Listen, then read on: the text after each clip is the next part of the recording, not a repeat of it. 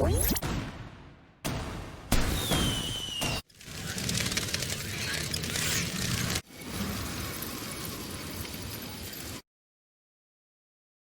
on this edition of Are You Bored, we talk to designer Frank West, who designed the board game The Isle of Cats. Today, I'm with one of the leading lights of the board game industry. I'm with Frank. How are you, Frank? Yeah, no, I'm very good. How are you doing? We're great. Do you want to tell us about yourself and your company, what you do a little? I do, yeah. So my name's Frank and I run the City of Games. I'm a UK-based company in Bristol. And I released my first game nearly 5 years ago now. So I've been kind of doing board game design and publishing for a few years. And really what that involves is playing hundreds of board games every year, getting to experience all the new games, lots of the old games, getting to kind of travel the world, going to shows and conventions and events, playing with people from the general public, playing from hobbyists, and just putting together new ideas I think people will be interested in, and then working those designs through to a point that we can kind of put them into shops. It sounds like the best job ever. You make it sound like you're a travelling James Bond board game player. Pretty much. I'm very lucky in many ways. I generally, obviously, this year has been a little bit different for lockdown potential reasons, but generally, I get to play about 300 or 400 new games a year, which for me is fantastic because I just get to experience so much. Now, don't get me wrong, it's not all fun. There's certainly some complications when you get into manufacturing and logistics. We currently ship games to 80 different countries around the world, and you get a few headaches when someone says that something's turned up in the wrong side of the planet and you've got to work out how to get it there. But, there's pros and cons to everything we do. Yeah, and you're something of a rarity, really, because you're one of the... There's not many UK board game companies. At least I don't think there is. I could be wrong on that. But most of them seem to be, is it Germany and America? Yeah, I would say that it's definitely growing in lots of countries. Like America and Germany are. I mean, obviously, I couldn't statistically tell you, but from my perception of the industry, the two biggest by far. And a big reason of this is if you go back to kind of the earlier version of what I refer to as modern board games, America and Germany are the two kind of places that they kind of came from. And it was at the point where the two of them kind of met and they made very different games. So Americans, what we refer to as kind of Ameritrash games. They were games that are very thematic games, but quite random, quite lucky kind of games. Whilst the German side was what we refer to as Euro games. So they were a lot more kind of about the mechanics, the mass, the systems, but a lot less about the theme and kind of the actual story the game is telling. So there was a point that those two kind of came together. And when that happened, lots of people around the world started designing these new games, but those were kind of the two sources a lot of it came from. What would you say Britain's identity in the board game market is? I think...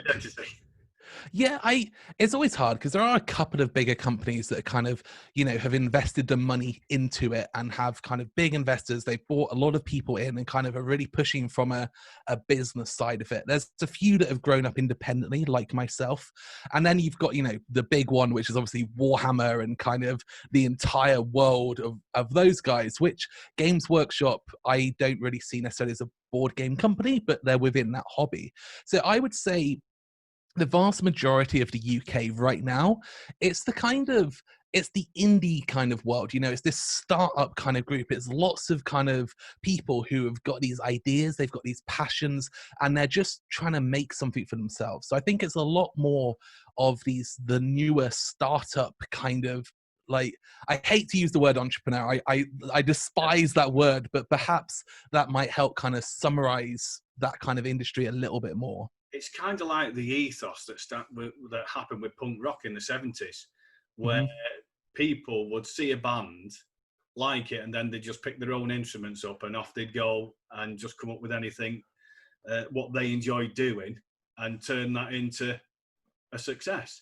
And basically what you're saying, what's happened here is people like yourself that love playing games have decided we want to go into this ourselves. We want to bring our own games out, and you found the finances somehow to do that.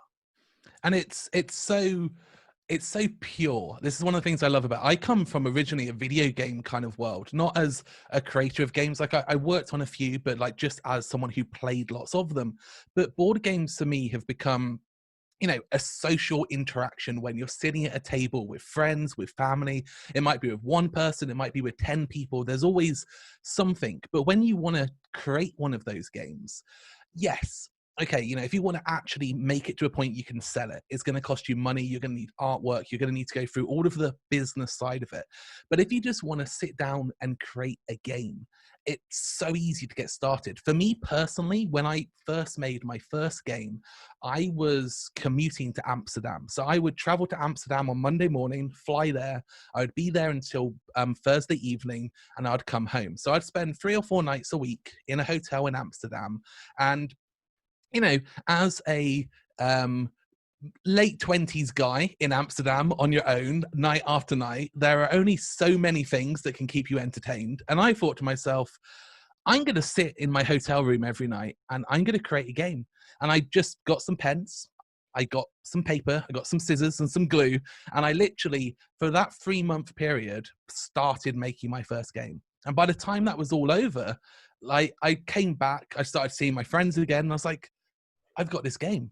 Let's start playing it. Let's start testing it. Let's see what it works. But I literally made it in a hotel room whilst I was kind of just spending the nights there with work. And I didn't need anything other than my imagination and just, like I say, a pen and paper, some scissors, and a bit of glue. Now, one of the questions I was going to ask you, you've already covered it there. Quite good. It was going to be, what inspiration could you give to someone that is starting off or wanting to make a board game? And I think you've give that quite well there in that answer.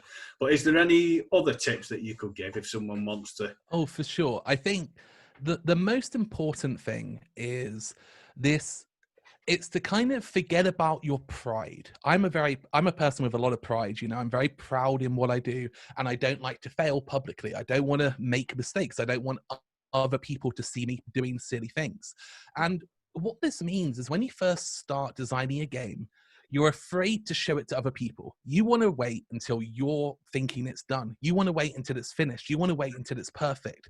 But you're never going to create a good game or even a playable game without other people playing it first, because it's all about that iteration. So my first game, it took me months before I showed it to anyone else or let anyone else play on it. And now I think about all the time I wasted. Whilst with my new games, within 1 day of working on them, I will get someone just to come and play it. And I'll say to them, look, you know, this is an idea I've had. It's not a finished game. This is not a thing that's going to be in the shop tomorrow. This is just a concept. Let's just take a few turns, see what happens. But the quicker you can get to having a friend, a member of your family playing it, the quicker you won't feel like they're telling you everything you love is bad. The quicker you'll start making a better game. And it's just a much healthier way to design something. Well, that's great. What would you say is your best game from your company? What is the one that you think is your finest hour? It's always a really tough question, that, because so far I've released 3 games. So I've got the City of Kings, Vodoran Gardens, and the Isle of Cats. Now, the City of Kings was my first game, and for me, it's a game I designed for myself. It was a game that I couldn't find anywhere else, and I just loved the idea of this game, and that's why I made it. Vodoran Gardens was a very small game. You know, it's kind of a £15 game that's very quick and easy to play. It's a little bit more puzzly. Whilst the Isle of Cats was a game I designed because I wanted to see if I could design a game for the mass market. I wanted to see if I could design a game that, whether you're a young family, whether you've got children, whether you're an older person, whether you're a big group or a small group, it would be something that you could play. So whilst I wouldn't say that it's necessarily the best game in regards to the designs, I think the Isle of Cats is the game that I'm most proud of in terms of the success, the reach, and the kind of response that it's had, because it's managed to achieve so many of those goals I set out for it. Now, you said that you've played up to 300 games. Yep. So you are an expert. I don't care what anyone says. You must. Oh, boy. What would you say is the best game out there at the moment? Have you got a top one, a top 3, or anything like that you can? So I'll tell you kind of a story behind this. So I go to a lot of conventions. So there's one in Germany called Essen, which is widely considered like the biggest convention of the year, and it's where like 1,000 games get released there every year. Normally, it's huge amounts of stuff. And when I used to go years ago, people used to go there and they would come back and they would say, "Oh, the best game of the show was this. The best game of the show was that." But the trend I've started to see in recent times is that it's now the best cooperative game is this, the best family game is that, the best party game is that. So for me, I don't have a favorite game because I have games that provide different experiences depending on who I'm playing them with or who I'm with. If I want to play something with my partner, if I want to play something with, the hardcore kind of geeky group of friends that love these really complicated long board games, if I want to play it with all of our friends and family, when we have a Christmas party, we'll have like 16 people come over and we'll play games. So for me, my favorite games are dependent on the situation and who I'm playing them with. Yeah, I think that's great, actually. I agree with that because, like you say, you could have like a really complicated game and you're playing it with granddad and grandma and Yes. they're not really into that. So, or you could be playing with younger children. Yeah. With your kids or grandkids. So it's for the occasion. And I think that is a very good answer.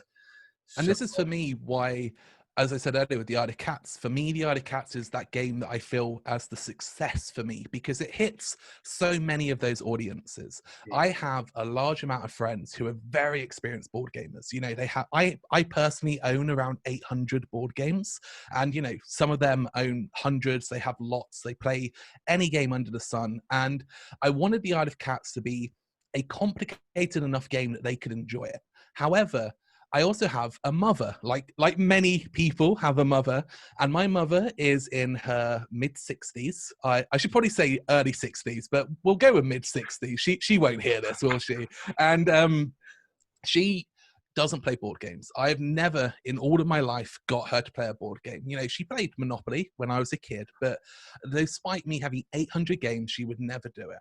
And just before lockdown, my mum came to visit me and she was staying for the day. And she said to me, I was like, "What do you want to do today?" And she said, "You said that the Isle of Cats can be played by anyone. So why don't we play it?" And I was taken back a little bit, because she's never done this. And the thing is that with the Isle of Cats, there's 2 modes in the box. If you buy the game, you've got a big rule book and a small rule book. So I played the simpler family mode with her and we played it. It took half an hour. And at the end of it, she said, "Can we play that again?" And we ended up playing it 4 times and she just really enjoyed it. And since she's come back, she's wanted to play it again. And for me, that was such an emotional thing in the first place. But the fact that games can kind of reach people of all experience levels, all kind of ages, young, older, kind of experience less, is what makes them such an amazing hobby to be a part of. Well, like you say, it sounds there how your mum's give it the thumbs up. It's a real winner. It's a winner for everyone. So, for sure. Because she hasn't touched my other games. I mean, don't get me wrong, like the other ones, she's gone nowhere near them. yeah. So in one hand, we're giving a plug to the Isle of Cats, but we're not getting the back because she's gone nowhere near. But listen, Frank, it's been fantastic having you on here and taking the time to talk to us. It really has been a pleasure talking to you. No, thank you very much. We'll talk again soon.